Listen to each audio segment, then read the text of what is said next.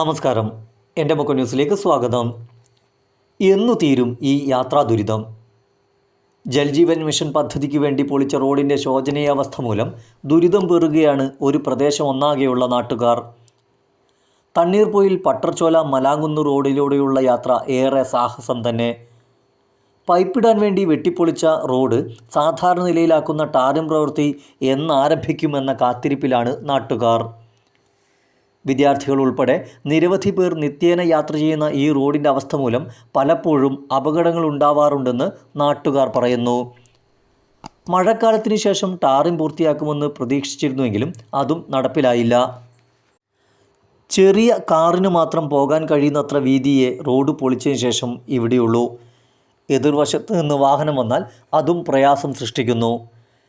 മെറ്റലും മറ്റും റോഡിലേക്ക് തെറിച്ചു നിൽക്കുന്നത് മൂലം ഇരുചക്ര വാഹന യാത്രികർ പലപ്പോഴും അപകടത്തിൽപ്പെടുന്നു. പൊളിഞ്ഞ സ്ഥലം ഉടൻ ടാറിംഗ് പൂർത്തിയാക്കി പഴയ നിലയിലേക്കെങ്കിലും എത്തിക്കണമെന്നാണ് നാട്ടുകാരുടെ നിരന്തര ആവശ്യം. ഇതേ ആവശ്യത്തിനായി പൊളിച്ച മിക്കയിടത്ത റോഡുകളിലും ടാറിംഗ് ജോലി പുരോഗമിക്കുന്നുമുണ്ട്. എല്ലാം ശരിയാകുമെന്ന പ്രതീക്ഷയിൽ കാത്തിരിക്കുകയാണ് ഇവിടെയുള്ളവർ. ക്യാമറമാൻ ജാബി മുക്കത്തിൻ്റെ ദൃശ്യങ്ങൾക്കൊപ്പം റിപ്പോർട്ടർ എൻ ശശികുമാർ, എൻ്റെ മുക്ക ന്യൂസ്.